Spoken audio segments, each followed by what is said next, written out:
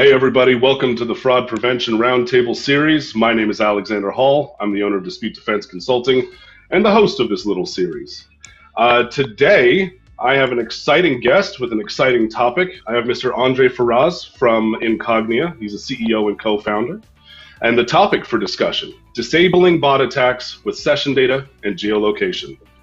In a minute here, I'm going to go ahead and get through the introductions. While we do that, I'm going to ask all attendees on LinkedIn Live and YouTube to go ahead and tell us where you're calling in from. That might be your industry, that might be your geography, might be your company. Give us a little insight as to who you are so that we can put our content, make our content specifically relevant to you and your operations. So with that, Mr. Andre, go ahead and introduce yourself to these fine people. Hey, Alex. Great to be here with you. Hi, everybody. I'm Andre Ferraz. I'm the CEO and co-founder at Incognia. Started my career about 12 years ago as a security researcher and have a computer science background. So I've been for a while working with these technologies and happy to be here today to share some of this with you guys. Thank you, sir. And my name is Alexander Hall. I have 16 years of fraud-related experience. And for those of you who don't know, 10 of those years were spent operating as a fraudster. I don't go into much detail into that, but I do say I caused a lot of damage. I attacked virtually every industry. I deployed more methods than have been defined, and I was never busted. So in 2017, my daughter was born, and I made the switch over to fraud prevention. And for the last several years, I've been working with banks, merchants, various companies under the fintech designation, and service providers to play my part in pushing forward fraud prevention across the marketplace. Awesome. As we move forward, I'm going to invite everybody. Please interact via the chat box. We don't want to be two bobbling heads just putting information out there into the world. We'd love to get some interaction. So feel free to type in the chat box any questions you have, related or otherwise. Yeah, let's have a lot of fun and make this as engaging as possible. All right. So as we start, first it's important to identify what we're talking about here. So as we view the entire landscape of the marketplace, we are becoming more aware of more sophisticated methods. Now, there's different ways for methods to be sophisticated. We have gaps between processing. We have data breaches and mail theft, giving high-level information to fraudsters and them finding out new and creative ways to deploy it. Then there's automation. For that, I'm going to ask Andre to go ahead and tell us about how manual exploits turn into bot attacks, and let's clearly define what bot attacks are, who they affect, and the type of effect we're seeing in the marketplace. Cool. Yeah, so maybe I'll start with a very simple example here, which is social engineering scams, right? And usually these processes started with people just reaching out to individuals, like at scale or not. At scale, we're talking about phishing campaigns, etc. But in many cases, you were doing one-to-one, reaching out via social media or whatever to convince that user that you are trustworthy, and then convince that user to share sensitive information with you, which you're going to later use against that individual, right? And one example of automation here is what's going on with social media bots, right? So fraudsters are basically creating these bots in social media, creating pages that look a lot like the page of a financial institution.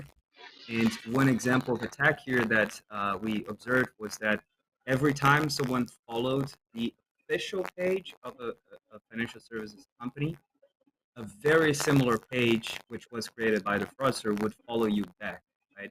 And given that there was a very recent interaction, you would probably not notice that there is something different on the name of that page. But that page is going to start just asking for some very simple questions. And in this case, there's a chatbot behind it, right? And this chatbot is basically asking simple questions like, oh, how do you evaluate our service, et cetera, right? And then provide some feedback. And then the user starts trusting that bot and believing that this is the actual financial institution. And at some point, that bot will say like, hey, I'm sorry to interrupt you. Do you recognize this transaction? And then the user will be in a vulnerable state and already trust that that chatbot will say, no, I don't recognize. Well, your account is probably being hacked.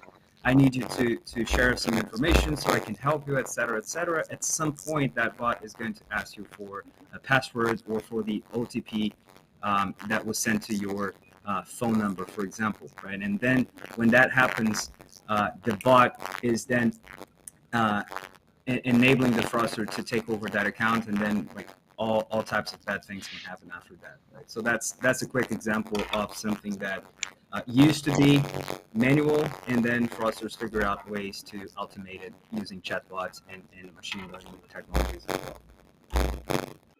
Absolutely. And that's crazy to think about because, again, social engineering, you would imagine it was only peer to peer.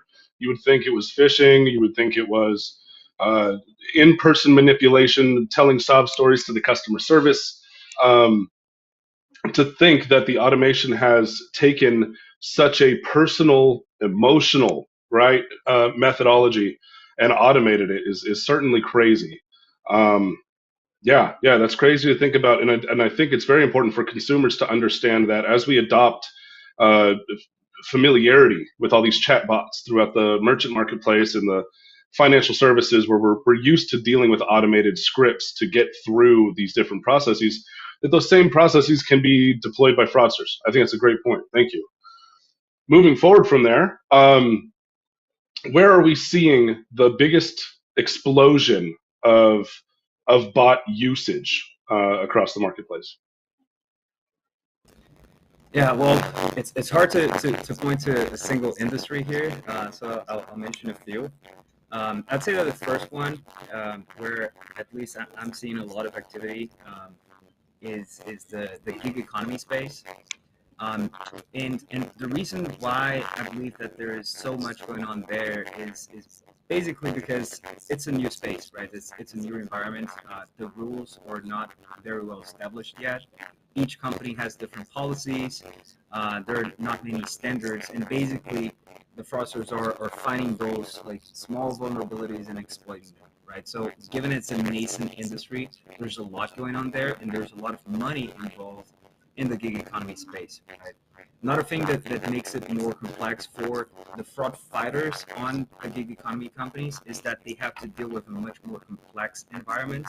So if you compare it to like the more traditional e-commerce role, there are a few important differences here that make it more complex. For example, food delivery or ride hailing, right? You cannot freeze a transaction if you find it suspicious to analyze it with more time. Like the person is waiting for the food, right? You can't let the food get cold. So you need to move much more quickly than traditional e-commerce. Another level of complexity here is the fact that these apps, they have more stakeholders. You have the drivers, you have the restaurants, you have the consumers. So you have to manage like all of those communication channels and find like different types of scams in each point. So it's a very, very complex space. And most of the like more traditional fraud fighting tools are not a great fit for this industry. So that's the first one I would mention. The second is P2P marketplaces. Um, like very similar concept to the gig economy apps, which is you have more stakeholders. Like you're not like just like interacting directly with the customers. You're a platform that is letting two other people transact, right? So it's harder to manage those relationships because you don't have as much control as if you were serving the customer directly, right? So a lot goes on that side as well, and chatbots are a big component of this because you're basically like letting these users connect via a chat channel. Social media, obviously, like there's a lot of bot activity in social media. We know well what's going on platforms like Twitter and Facebook, for Once, example. Please. I'm sorry, once, right? It sounds to me like the comments, people are hearing something wrong with the voice. Isaac? Let me try to switch. Is that me? Okay. down.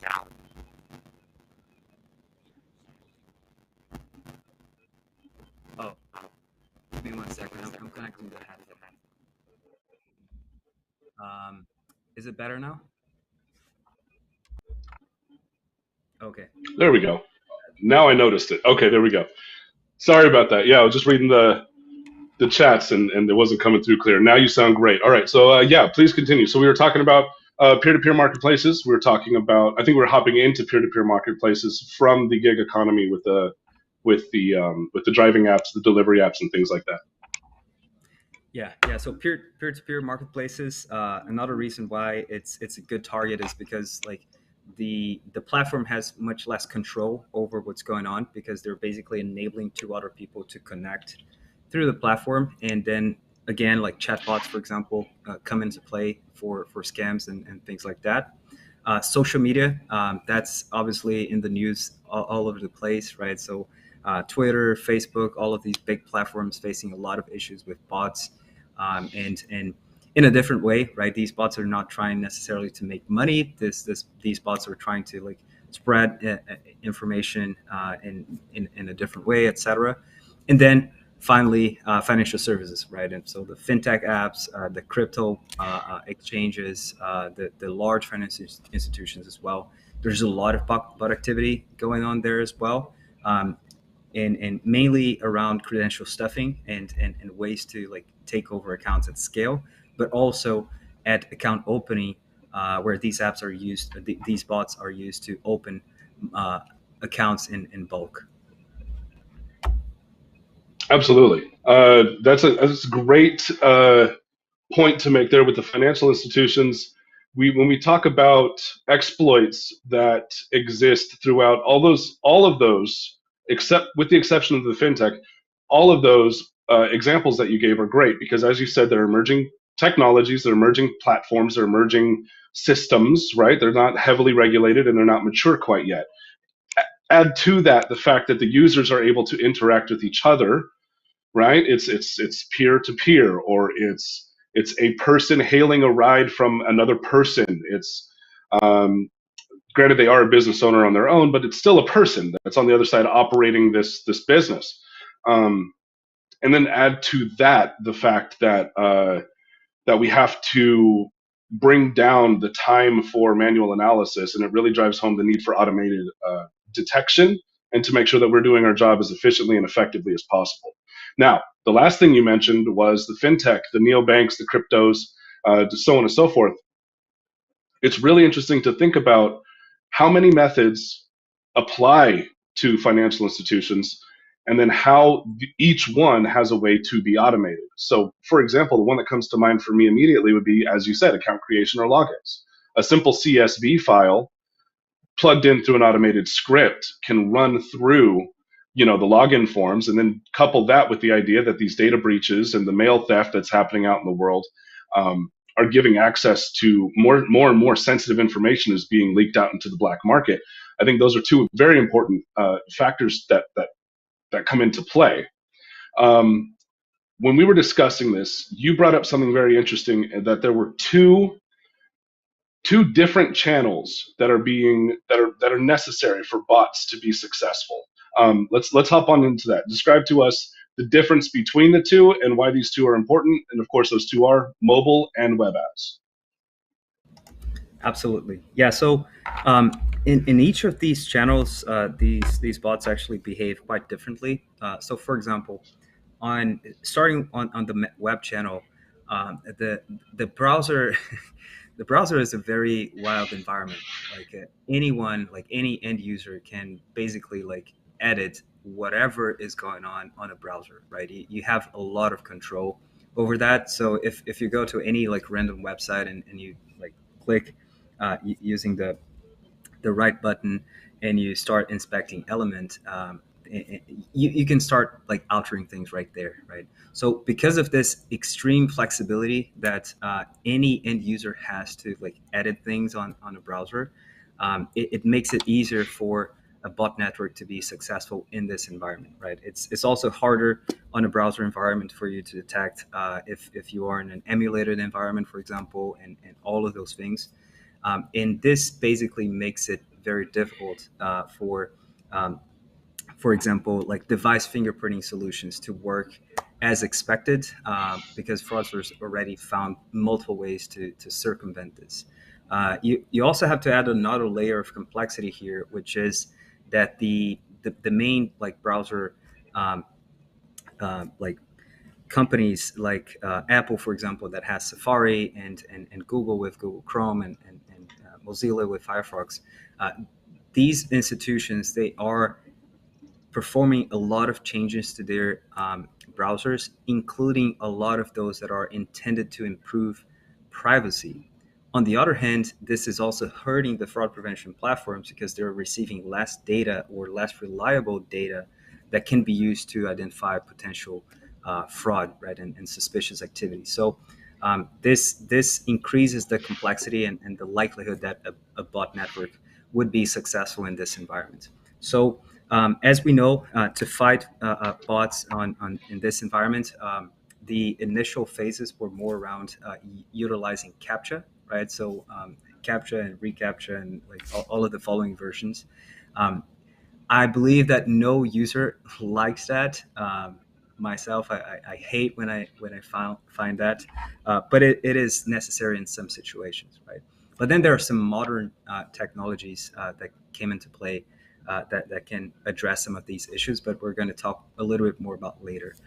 The other channel, which is mobile, is an environment that is a little bit more easy to control because the applications, they have more access to data from the operating system. So, for example, it is easier to detect an emulated environment, which is usually related directly to bot activity, and you can also um, by collecting more data from the operating system, you can find other types of misconfigurations and potential vulnerabilities that you can fight for. So the mobile environment is safer in this regard, and we're going to talk a little bit more about the techniques to make it even safer during the conversation. Awesome. You brought up an interesting fact. You said that the emulated environments, so something like sandboxed virtual desktops and things like that. For those of us who are familiar with that, we know that's a more advanced technique, someone who's more tech savvy and things like that. In your experience, would you say that if there's evidence of a virtual desktop being used, it's likely being used for nefarious reasons? If it's being used for like checkout, I understand engineers need to create virtual desktops in order to create, specific situations and things like that when they're developing their software. But for a typical commerce transaction process, would you feel it is safe to say that if our attendees or operators can identify a virtual desktop or an emulator, it should be considered suspicious? Do you think that's fair to say? Yes, that's fair to say. It doesn't mean that you should necessarily block that transaction, but you should try to find more information to make a better decision for sure. Absolutely. Okay. Um, so moving on, I wanted to. So we've done enough to laser focus in on methods that are specific to these various industries that you mentioned, the gig economy, the peer-to-peer marketplaces, things like that. Now I want to go a little bit deeper and discuss a handful, because we can go all day when we discuss all. Let's discuss a handful of methodologies that apply to attendees that are here, right? So we can talk about what that process looks like. And for that, I've listed out a few that apply to financial services. I've listed out a couple that apply to the gig economy, and a couple that apply to social media. So for financial services, the most obvious one that we've seen a significant uptick for in 2022 is credential stuffing / ATOs. So for those of you who don't know, ATOs are account takeovers. That's where an established account lives somewhere, and the bad guys get a hold of the login information one way or another, whether that's through social engineering or whether that's through compromised, data leaked out through a data breach, whatever it may be, and they go log into the accounts. Now, as this pertains to bot attacks, Actually, we should talk about the damage that this can cause. Imagine what it would be if a bad guy got access to one of your financial institution's accounts, right? Think about it on a personal level. If somebody logged into your account, what could they enact? What could they change? What could they do? The login is extremely important. Um, to stop. We need to make sure that they can't get in and hijack our customers' accounts. So manually speaking, that's what the process looks like. As we move into bot attacks, imagine having 30,000 potential username password combinations and automating a script that goes through and logs into these various accounts. So that's one example of how bot attacks could be leveraged for ATOs. Before I move on to the next one, Andre, do you want to add anything? Yeah, I wanted to add one thing specific to the financial services industry, which is right now, this is a problem, but next year and in the following years, this is going to become even bigger. And the reason why is basically because instant payments is becoming more and more of a reality. So, for example, Zelle, right? Zelle still has a very small penetration, but the Fed is working on FedNow, which is supposed to be the official like instant payments platform for the U.S. financial services industry. And one of the things we saw in other markets like Brazil, for example, that has Pix, and India with UPI, and in other places, is that once you deploy instant payments at scale, once it becomes a national thing, like everybody uses, the amount of ATO grows very, very quickly. So the reason why it grows quickly is because now when I take over your account, I can move money instantly, right? And I don't need to wait for the banks to talk to each other and settle that payment in like a couple of days. It happens in real time. So if you're not investing on those capabilities at this point, uh, next year, once FedNow is implemented, it may be too late. Absolutely. And that drives home the idea of instant processing, instant determinations, and only further illustrates the need for effective automation across the entire CX journey. I won't go into much more detail about the other methods that named here so let me list them. One was credential stuffing and ATOs. Two was account opening. It's a very similar process, compromised identity information obtained through data breaches or mail theft. The profiles are built up, CSV files are aggregated. The bots automate filling in the information in order to establish accounts. And now keep in mind with this one, actually, I'll expand a little bit. The card doesn't necessarily have to reach the fraudster in order for that account to be live, right? Yes, it's important to activate the card, but we can get a hold of that later by assigning authorized users or something like that. There's many ways to get a hold of the card information.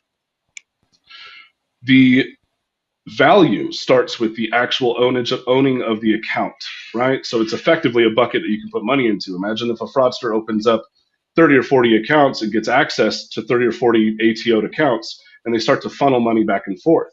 This further exemplifies exactly how important it's going to be when we move into these instant payments with transactions, Zells, Cash App, all of these different iterations.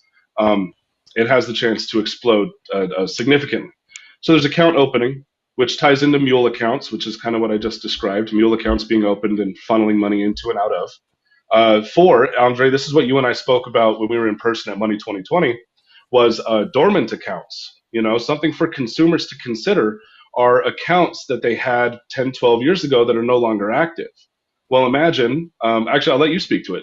What are some vulnerabilities that a consumer might face if someone were to get a hold of a dormant account? Yeah, well, let's assume that, for example, that account has that consumer has a pretty good credit score, right?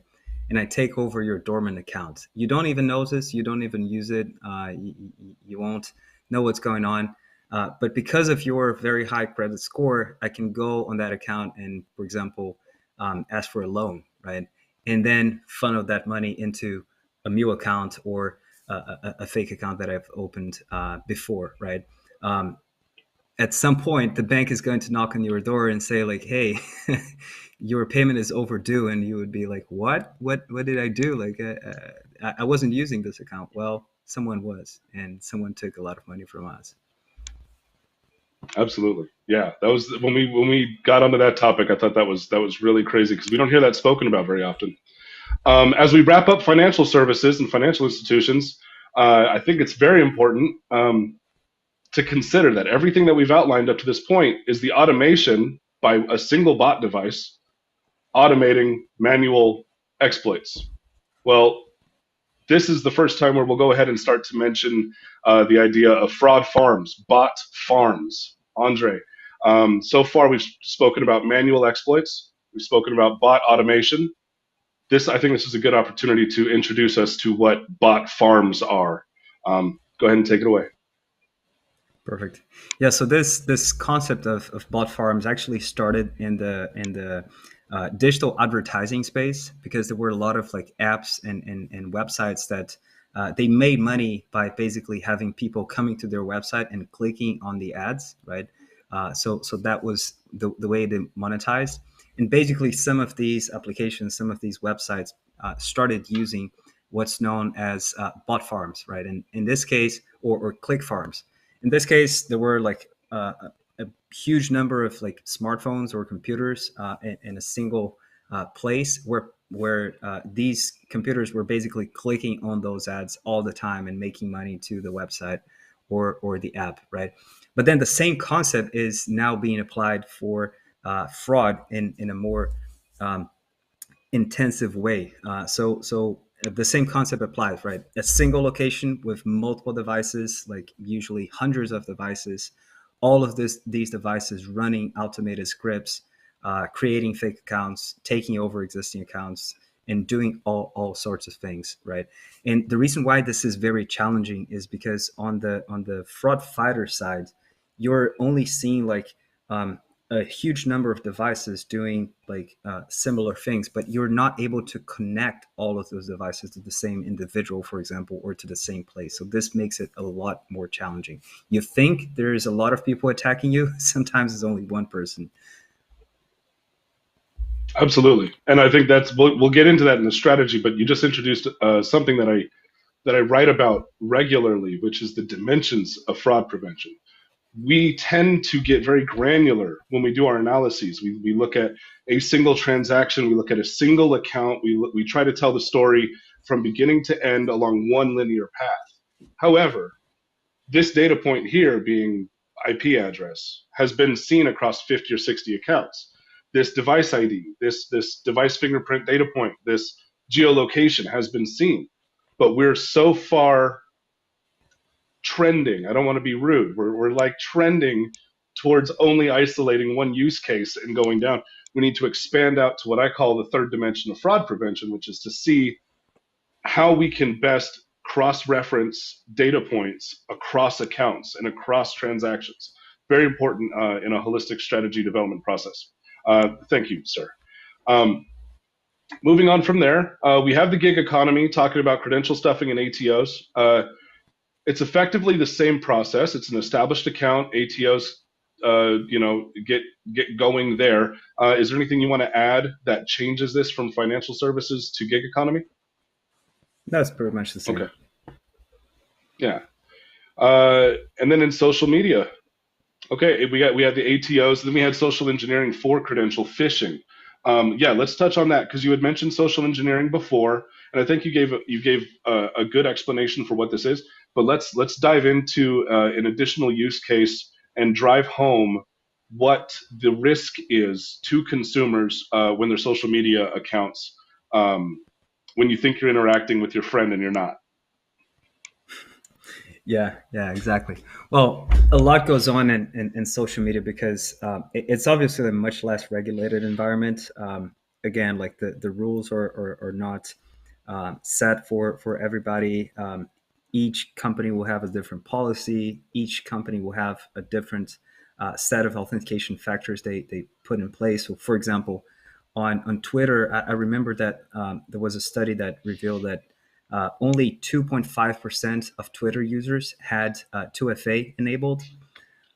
So it Ooh. makes it easier to take over an account there. And all sorts of things can happen, right? Because you can either create a fake account on social media that, for example, mimics financial institution, right, and start interacting with people who follow the official page of the financial institution, because they're basically saying like, I'm banking with this company, right? When you follow the page of a bank, you're usually saying to the world like, this is the bank I'm using. So the fraudster already has that intel, right, and can create a similar page that will follow you back, will start talking to you, etc. That's one of the most used forms of social engineering on the social media platforms. The other is really around taking over existing accounts, right? So if I take over your account, I will be able to access your entire network, right? And people trust you, right? People have had interactions with you in the past. So if you eventually start asking for more information from them, like bring a good excuse, some of them will fall for it, right? And will start giving information not to you. They think they're giving that information to you, but they're actually giving to the fraudster who just took over your account, right? So social media is a great channel for fraudsters to do those things because it's much easier to attack than other places. So it's a great place to like basically just acquire information, right? And then it ends up being used for all sorts of social engineering scams. And what is challenging here is that the like financial services companies, the gig economy apps, they don't have that visibility, right? They can't see that data. The data is sitting on the social media platforms, like data centers, not on yours. So it makes it a little bit more challenging. Absolutely. We just got a question in from Matthew McCarthy. He says, any instances where fraudsters are leveraging LinkedIn for this kind of information? I do have a use case, but I'll first pass over to Andre. Yeah, well, absolutely, right? Because on LinkedIn, you're basically revealing a lot of information about like where you work and potentially how much you make based on your role, for example. So that's a great place for a fraudster to acquire information and define who are their targets, for example. And once they're there, once they're defining their targets, they also can find ways to reach out to you with opportunities, with things that may you may be interested in because they know in which field you work, right? So they already have some information to open a conversation with you that you may be interested in. So there are a lot of bots on LinkedIn networks. For sure, every single day I receive a lot of uh, people adding me on LinkedIn that when I look at it, it's like, oh, this is a bot. Obviously, it's hard to tell, but I try not to accept people that I don't know on LinkedIn because of that. Yeah, and that's definitely something that we're all experiencing. Bot attacks, people reaching out, creating these tiny accounts that are not fleshed out by any means, but yet they list all of this experience and all this. Those are telltale signs. Relatively low connections, relatively low content and posts, um, and then they reach out to add you. They're really just doing research into people. That's how I view it. They're trying to connect with you so they get access to more information on your LinkedIn to drive forward any number of methods. The one use case that I wanted to speak to was kind of interesting, and I've seen more posts about it since. Is somebody claiming to be a president or CEO or a shareholder of an organization that you are affiliated with in some way. So the way that this came across my profile was I currently serve on the board of advisors for UNLV, the college here in Vegas.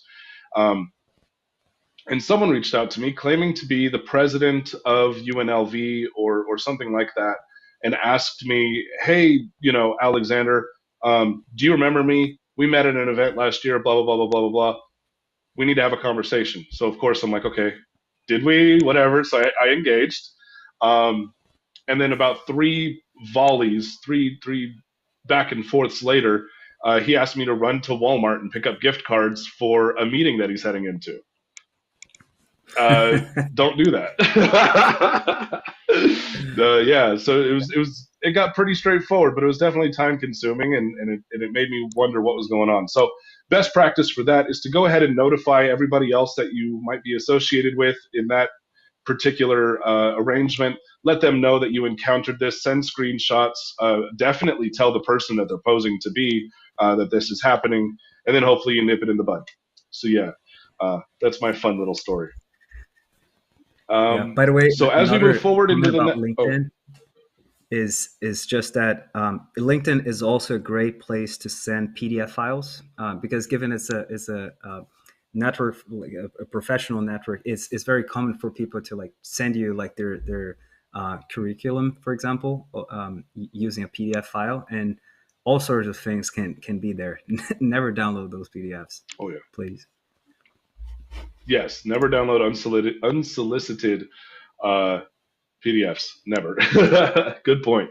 Hussein Jaber from Good Labs. Hey, man. To your point, Alex, fictitious job postings. Oh, that's another one. Fictitious job postings on LinkedIn are on the rise, and they receive a lot of submissions, CVs, and they often include phone numbers, emails, and etc. 100%. One of the biggest goals for a fraudster is to aggregate and compile different data sets, right? So, to this example, we're talking about current, updated, live, organic identity information. So, for a fraudster who's looking to deal with identity theft or manipulating credit profiles, something like that, it's very important to flesh out these profiles. And Hussein, great idea or great mention. This is a great way to get updated because everyone keeps their LinkedIn updated. You might not update your phone number on Facebook. You might not update your email address over at Instagram, but you keep your LinkedIn updated because you want this. It's a business environment. You want to keep the prospect line running and things like that. So yes, thank you for that note. Do you want to add something there, Andre? Oh, good. Okay. So moving forward, I want to put this all in context. We started off speaking about where bots attack. We've spoken about the peer-to-peer marketplaces, financial institutions, the gig economies, things like that, crypto and NFTs, social media, all of these different items. I want to zoom out a little bit and speak to the process. Just really get a summary of what we've covered so far. So one, manual exploits are being automated by the use of bots. Any method can be automated as long as the person developing the automation script or the bot is able to predict where these fields are, what the fields require, and go through the process enough times to understand where the verifications are of your system, things like that. Two, the automation through, or that was manual exploits moving into bots. Moving from bots to bot farms takes one device, putting through many attempts automated, to having many devices, putting through many attempts that are automated. This should be scary as heck.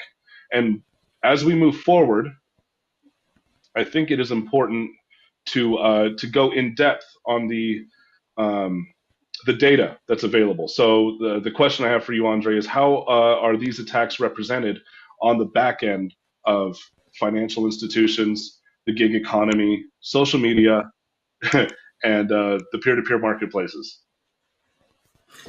Yeah, well, this is very tricky, right? Because each bot will have would have been scripted in a different way, right? So it's hard to determine like, okay, when this happens, this is a bot, or when this doesn't happen, it's a human. But the thing here is really around identifying the patterns and seeing if there is any sort of repetition.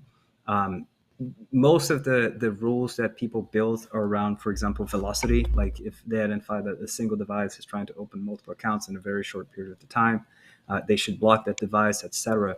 But these fraudsters, they're learning, right? Once you block them doing this, they're going to change how they operate, right? So, for example, they will start spreading this across different devices. They will put some buffers to delay the attacks a little bit and to make it more difficult to be noticed. So in the end of the day, I think the most important thing is really around connecting the dots of all the data points that you collect. If you collect, for example, like session data, link that to the accounts. If you collect device IDs, link those IDs to the accounts, link that to the session. If you have more processes in place to verify identities, you have to break it down and measure like each data point and see if there is any pattern on those accounts that are being created. Because just setting like velocity rules is not going to help you a lot.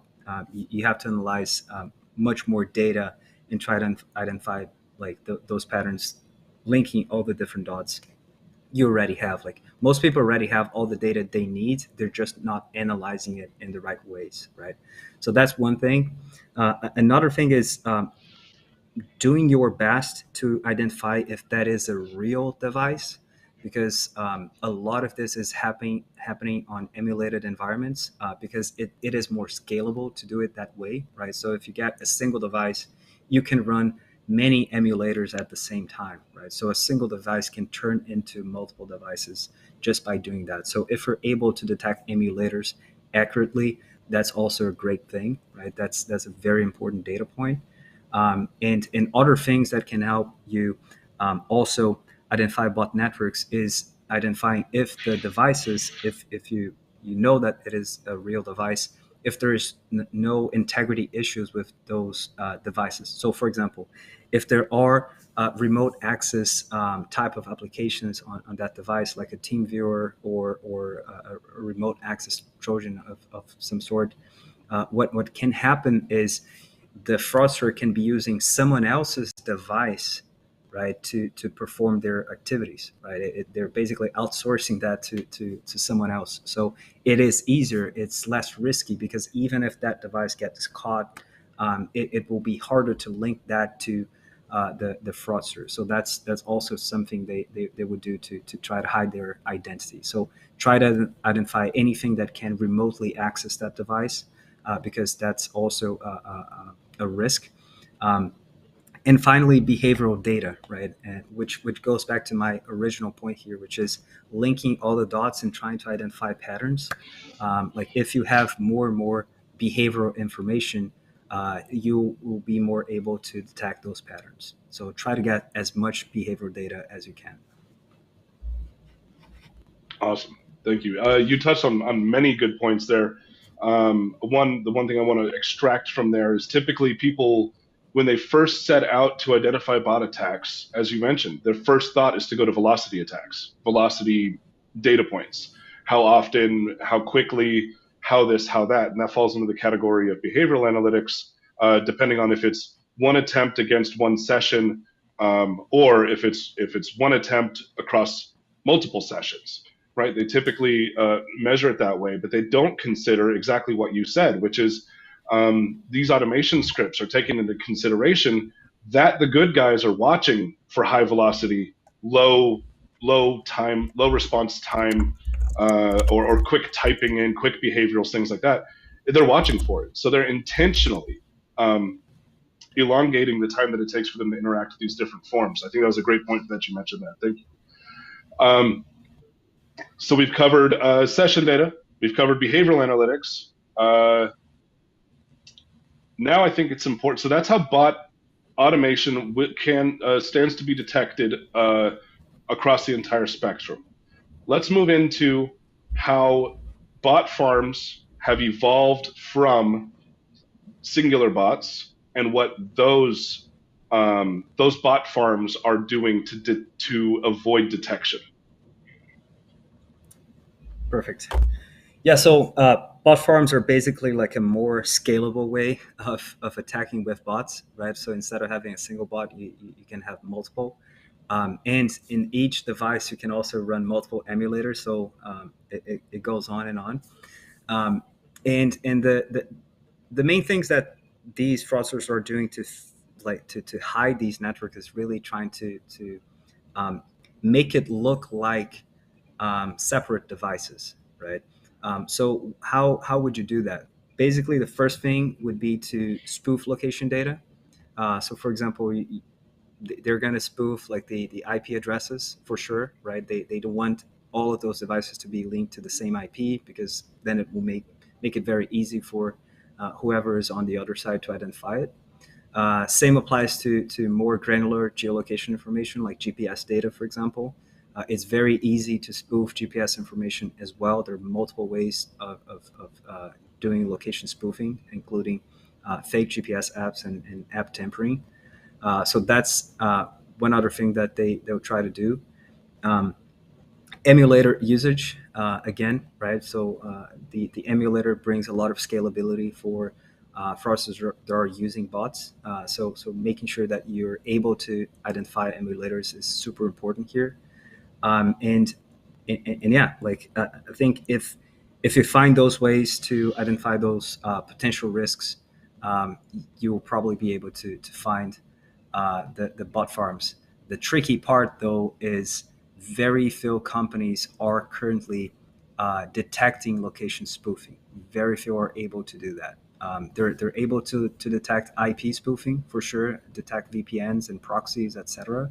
But GPS spoofing is something that is unknown for a lot of people in the space. It's more well known for like companies in the like ride-hailing business and food delivery, for example, because like GPS data is core to their business. But financial institutions, for example, many of them have no clue how much location spoofing is going on and how important this is for a fraudster to hide their true location. Right? They don't want to get caught. Absolutely. You brought up a very good point, and that is we have collectively, we have a lot of data. And we can always choose to expand one way or another, whether we go deeper into session data, device fingerprinting, behavioral analytics, biometrics. We can expand almost infinitely in the amount of data that we can fold into our system. But all of the data in the world will not solve the problem if you don't know how to use the data, if you don't know how to read it, if you don't know how to cross-reference it across different use cases, and identify the trends. One of my favorite terms as of late is to zoom out. So as we have this big, huge collection of data, and we're focusing on this one particular use case across this one account, across this one transaction, it's easy to get lost in all of the data. So it's important that from time to time we zoom out and we take a look across all of our determinations. What are any through lines that we can see relative to form submissions, relative to logins, relative to account creation, or identifying behaviors and timelines in between, maybe associating different accounts and beginning to pull money from accounts and transfer money out and all of these different things. We got to zoom out. So from time to time, we can get as granular as we want and we can expand our data sets as much as we want. Very important that we zoom out and identify through lines. That's what's going to help us identify the trends and put something new in place that's going to help stop the new iteration of fraud. So yeah, thank you for that. At this point, yeah, I want to ask the audience, both LinkedIn Live and YouTube, if you guys have any questions, go ahead and pop them into the comment box of either platform. Do I have any on YouTube? Nope. Okay, so it looks like we're good to go. Now we can begin to dive into, as you guys populate the chat box, we're going to go ahead and pop into in-house strategy items, best practices that are suggested by our friend Andre here. Yeah, so Andre, go ahead and tell us, what can we do to identify automation through bots, bot farms, and into the future? Excellent. Yeah. So in the previous session, I was talking a lot about the data points that should be leveraged for this. And as you brought well, like it's hard to analyze all that data, right? There's a lot to be analyzed. So this is when machine learning becomes your friend, right? So you can use tools to, on your end, automate some of these analysis and find the patterns. So you can like analyze what's more relevant, what has like more correlation with fraud activity, for example. So before even getting into like the data that will help you identify the bot attacks, what you really need to work on is on having a very well organized data set to record all of the fraud events that you have seen, and to link that to all of the session data and all of the data that you have associated with it. If you have that, that is the main thing that you use to then analyze and cross-reference with all of the other data points that I was mentioning earlier, like emulator detection and session data and behavioral analytics, et cetera, right? That's the first and most important part. So leveraging and building processes in-house to analyze this data and making use of machine learning will help you do this more quickly and more efficiently. Um, is also important to revisit this over time, because the fraudsters are always adapting, right? So if you set up a specific rule, or if you deploy a new machine learning model to detect fraud, this will have to be changed in a fill, because the fraudster will notice that they're being blocked. They'll try to circumvent in a different way, and you'll have to adapt as well, right? So there's not like a situation in which you would put something to run and it's just a set and forget type of situation. No, you need to keep an eye on it. You need to keep monitoring. You need to adapt your models and rules over time as fraudsters adapt to your defenses. And yeah, those would be my like most basic recommendations. And for like, depending on your application, if you don't have all the data that you think you need, you should also go after some vendors that can offer you some specific signals that can be helpful. For example, one of the techniques that I like more than captchas to detect bots is the use of behavioral biometrics, right? There are many vendors out there selling this. There are some very big companies that are doing this type of thing, like Shape Security, for example. They were acquired a couple of years ago, I think, for over $1 billion. They all they did was around detecting bots using behavioral biometrics. I don't advocate for using behavioral biometrics as an authentication factor. Some people are doing that. I believe it's too risky. It's not that accurate for that use case. But for bot detection, it is really good, and I strongly recommend it. And other data points are more related to what Incognia does. So I'll leave it for the next session here. Awesome. There's a lot to unpack there. Yeah, expansive data sets. So you mentioned a lot of good data to use. One thing I'd like to add to it is the collaboration. These sessions, these educational sessions where we talk about what's being seen across the landscape. It's crazy to think that for people outside of fraud prevention, they don't typically relate Apple with Adidas, right? They would see them as two completely different companies. But in our conversations, of course, with us, we see there's so many innumerable amounts of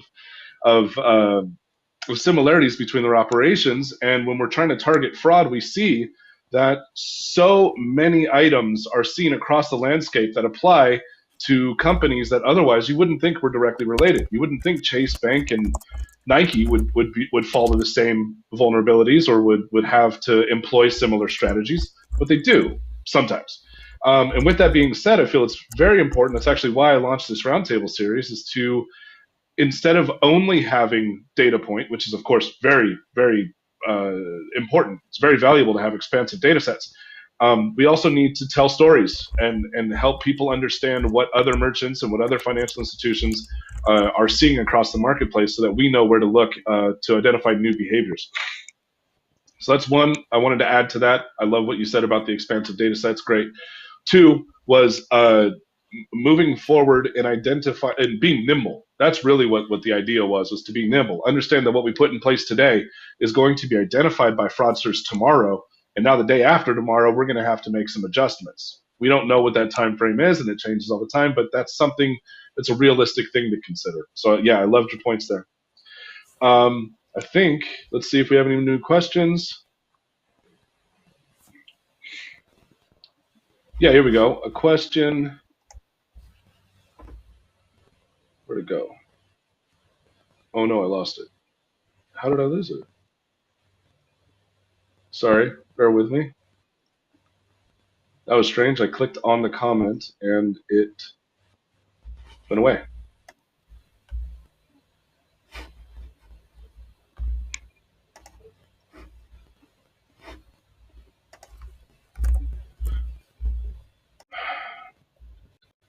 Here we go. Okay. A quick question about the technology. Have you been able to tackle private browsers that use multiple connection points with the likes of Brave and so the Tor network? Um, okay, yeah. Do you have anything to say about uh, private browsers, multiple connection points like the Tor network? Yeah. Yeah, well, and this is a very similar situation to the emulator detection, right? This is not necessarily fraud. You should not necessarily block that user because of that, because it just like maybe their preferred browser, and they're not doing anything wrong. But in a situation like this, that's the type of scenario in which you should keep an eye on and ask for more information, capture as many data points as you can to make a better decision, because it is more risky for sure. But there is no like 100% correlation to fraud. So if there was a close to 100% correlation to fraud, you should block it right away. But if that's not the case, that's the type of scenario in which you should collect more data. And that's interesting because it is similar because the interaction with the website still happens regardless of how it's connecting to your website. You still have to interact with it, and you can still track and monitor that performance. Okay, makes sense. Um, I think we're caught up on LinkedIn. Let me double check YouTube. Okay, we're caught up. Um, so here we go. We've gone over in-house strategy items. We've gone over the effect of the marketplace. We've gone over just some of the methods that can be automated across so many different industries in the marketplace. Tell us how Incognia specifically handles the heavy lifting for these different strategy items that you mentioned. What makes you guys unique in the space? Your philosophy for fraud prevention. Take it over, brother. Cool. Awesome. Well, so first thing on what we do to detect bot activity is basically around the device integrity issues.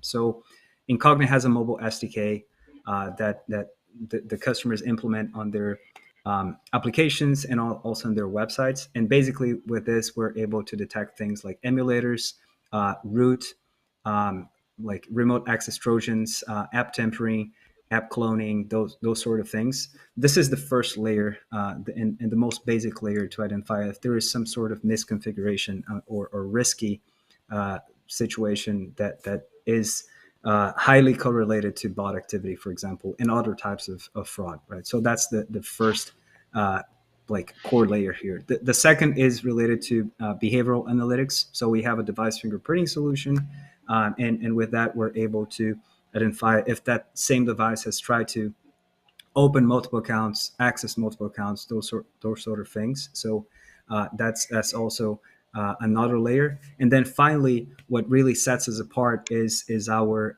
geolocation technology. So as I've mentioned in the beginning, we know that spoofing IP addresses is quite easy. The same applies to GPS data. It's very easy for a fraudster to spoof GPS data, and most people are doing that.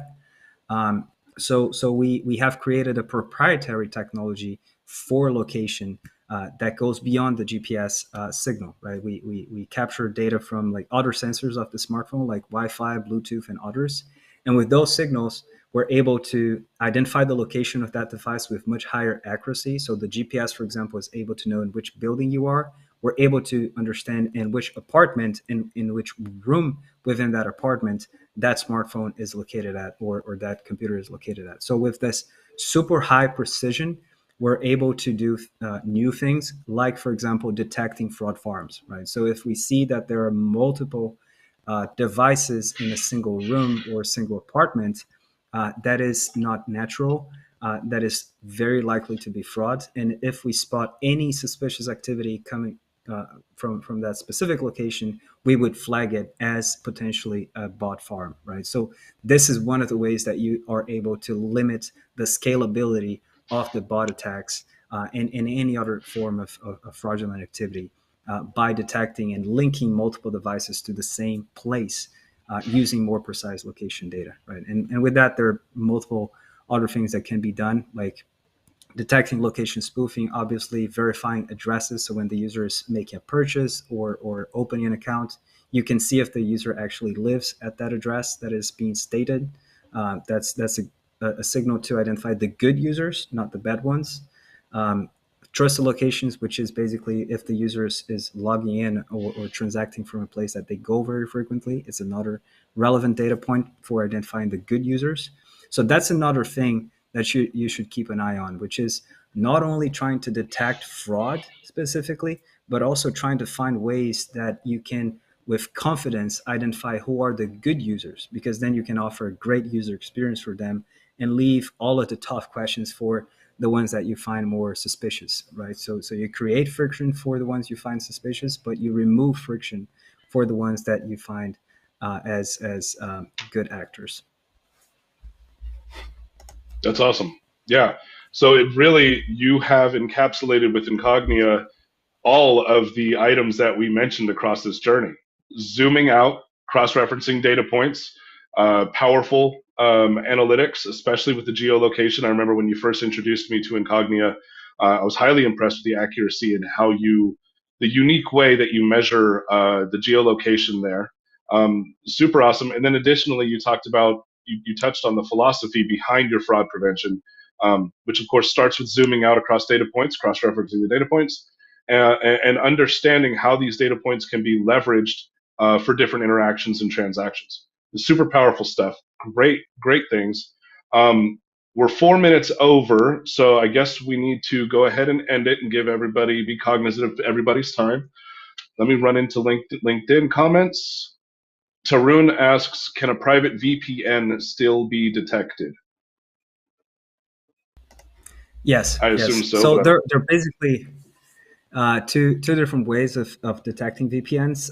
The first and most basic form is by like analyzing the IP address and seeing if it's listed on like public databases of VPNs IP addresses. So that's the basic form, and that's how many companies do. But actually, by analyzing the network packets, you're able to detect VPNs much more accurately, including the private VPNs. So that's the right route I would take. That's what we do at Incognia. We're much less interested in identifying if the IP address is suspicious, and much more interested in analyzing the network data to understand if there's something rerouting that and altering the round trip time of a certain request. That's the first time I've heard of that. That's pretty interesting. Awesome. Well, thank you so much, Andre. Go ahead and take a minute and tell everybody here how they can get a hold of you, where you're going to be, if you're going to be at any events coming up. The floor is yours, brother. Absolutely. Yeah, next year, beginning of the year, I'll be at the MRC in Vegas. It's going to be in March. Besides that, I'm easy to find on email. That's the best channel for me. It's andre@incognia.com. You can also find me on LinkedIn. I have a lot of followers on LinkedIn, so it's hard for me to read all the messages, but feel free to reach out over there as well. I usually take a little bit longer on that channel. So if you want me to respond more quickly, please reach out over email. Thanks, everybody. All right. Thank you, everybody. As we move forward into the new year, the next session is going to be a recap of the year and strategy items to consider as we move forward into 23. Andre and I look forward to seeing you guys at Money 2020 and MRC next year. Yeah, best of luck out there in the fields, guys. Have fun.